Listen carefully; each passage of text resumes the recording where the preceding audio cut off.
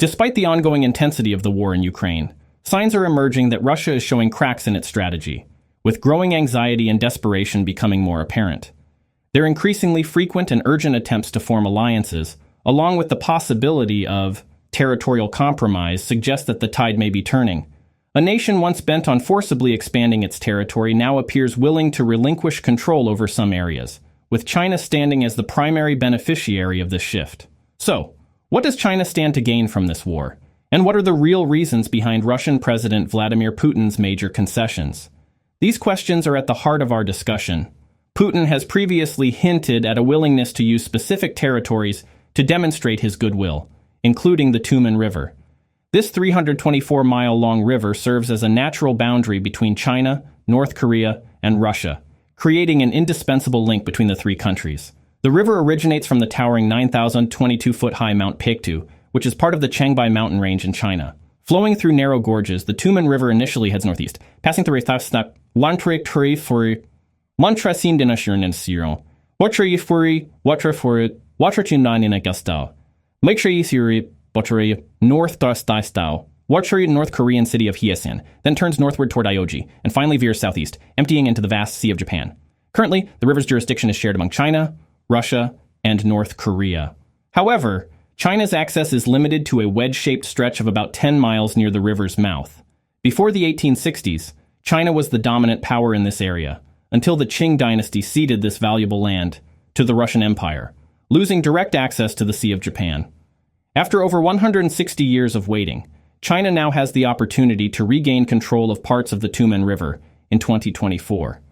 In May 2024, when Putin visited China and met with Chinese President XiJinping, the two nations issued a joint statement reaffirming their strategic cooperation across various fields, including military and economic collaboration.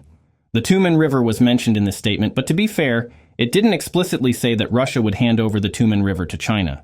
Instead, it noted that both sides will continue constructive dialogue with the Democratic People's Republic of Korea regarding the navigation of Chinese vessels in the lower reaches of the Tuman River. In June 2024, Putin's visit to North Korea's Supreme Leader Kim Jong-un further warmed the constructive dialogue between the two countries. During this visit, the leaders agreed to build a new road bridge over the Tuman River to strengthen connectivity between Russia and North Korea. Currently, the only crossing over the river is an aging railroad bridge, the Korean-Russian Friendship Bridge, which has been the sole transportation link along the 10-mile land border between Russia and North Korea since it opened in 1959. It's worth noting that as early as 2015, Russia and China discussed the possibility of building a new road bridge over the Tuman River. However, the plan was shelved after North Korea's first nuclear test in 2016. Now, with Putin's setbacks on the Ukrainian battlefield, this long-dormant project is back on the table.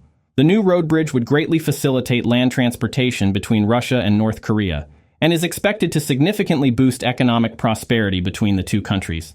Given that both nations are currently facing economic sanctions from the West, they will undoubtedly seek all possible support and assistance in this regard. Besides the specifics of the bridge construction, Putin and Kim also engaged in in-depth discussions about Chinese ships gaining access to the Sea of Japan. In theory, Chinese ships could directly enter the Sea of Japan through the final stretch of the Tuman River, with the permission of Russia and North Korea, avoiding the need to circumnavigate the entire Korean peninsula. For China, this isn't just about securing a more convenient permanent maritime route. It's also an opportunity to establish an economic zone along the Tuman River, further energizing regional economic activity. Before the Ukrainian crisis, Russia was cautious about this proposal, fearing it might increase China's influence in Northeast Asia and affect its own geopolitical interests. However, as international dynamics have shifted and the balance of power among the three countries has subtly changed, Putin now sees more possibilities and opportunities for cooperation, laying a solid foundation for future exchanges and collaborations. China's plans for the Tuman River include widening the river to accommodate the passage of large vessels, especially its powerful Coast Guard ships, such as the massive CCG-5901 patrol boat.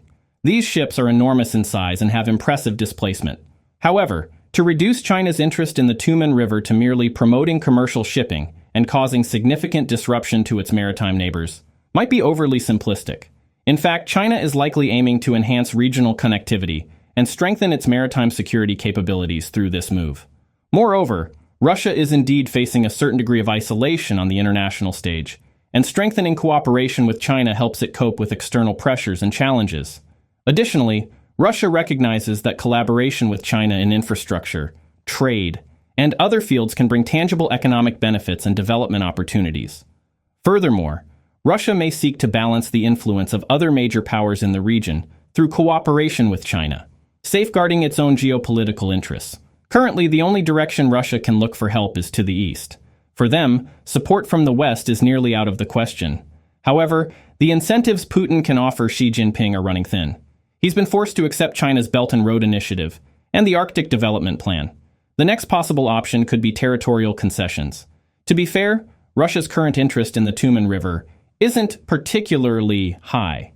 In other words, the territory on the Russian side of the Tuman River isn't treated as a treasured asset.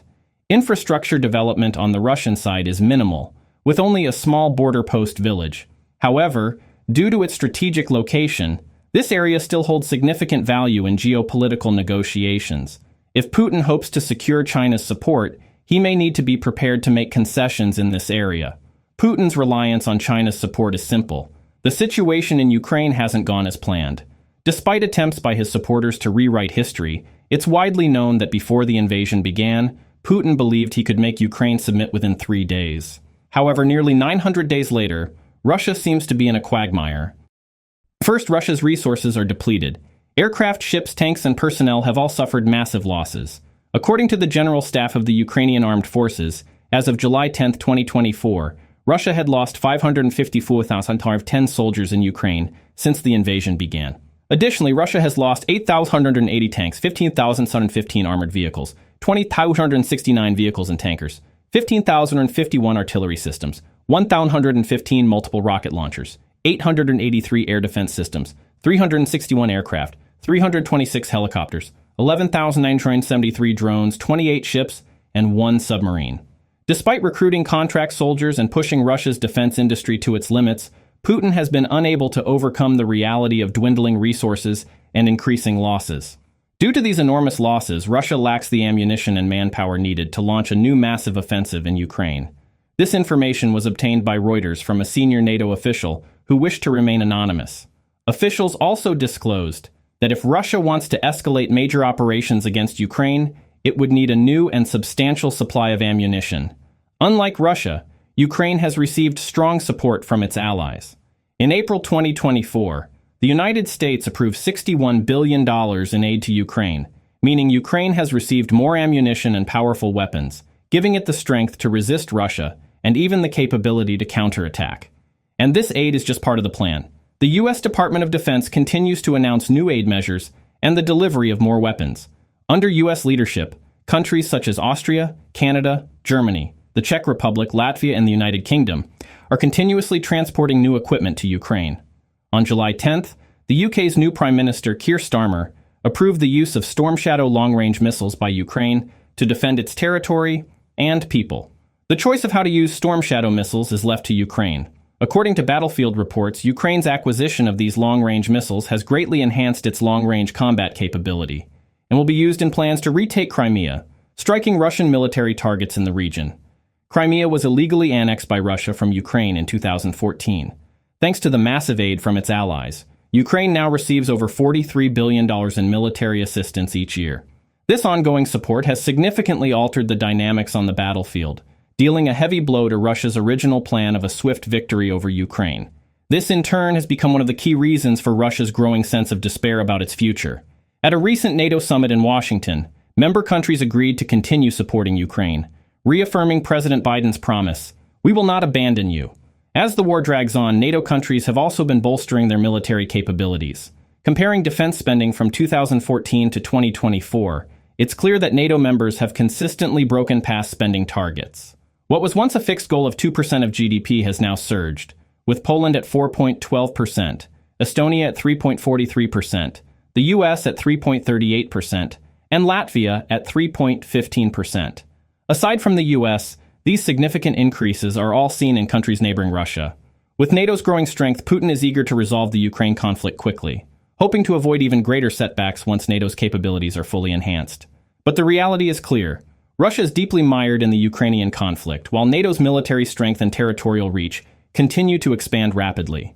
In April 2023, Finland, which shares an 830-mile border with Russia, joined NATO. In March 2024, Sweden, Russia's maritime neighbor, followed suit. At this point, Russia is almost entirely encircled by adversaries. This situation is largely a consequence of Russia's own actions. These neighboring countries never initially planned to target Russia. But considering that once Russia grows strong, it tends to expand its territory, just like the Soviet Union did, no one can help but worry. No one believes that Russia will stop at Ukraine. If Ukraine falls, other neighboring countries would likely be picked off one by one, becoming vassals of Russia. To make matters worse for Russia, Western countries show no signs of stopping their support for Ukraine. They have even lifted more arms restrictions to help Ukraine resist the Russian invasion. In response to this aid, Ukraine is fiercely defending its territory and citizens.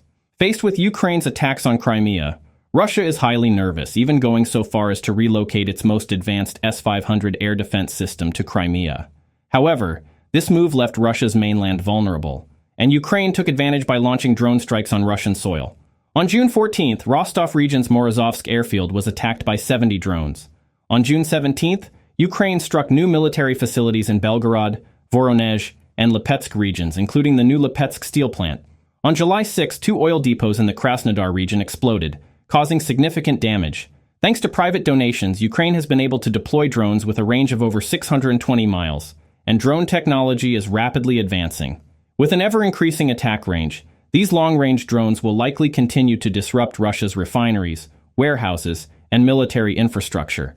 With strong backing from its allies, victory seems to be leaning more towards Ukraine, while Russia's combat capabilities are steadily weakening. Given all this, it's not hard to understand why Russia is feeling so desperate, and why it might consider ceding territory to gain China's support. But what choices does Russia have for its future? How much has Putin sacrificed so far? And if you were China, would you take back the territory you once lost to help Russia? Or would you seize the opportunity to grab even more? Considering the current situation, what's your prediction for China's decision? And as Russia faces increasing international pressure, will it shamelessly continue its invasion of Ukraine? Or will it reconsider its position? Share your thoughts in the comments below.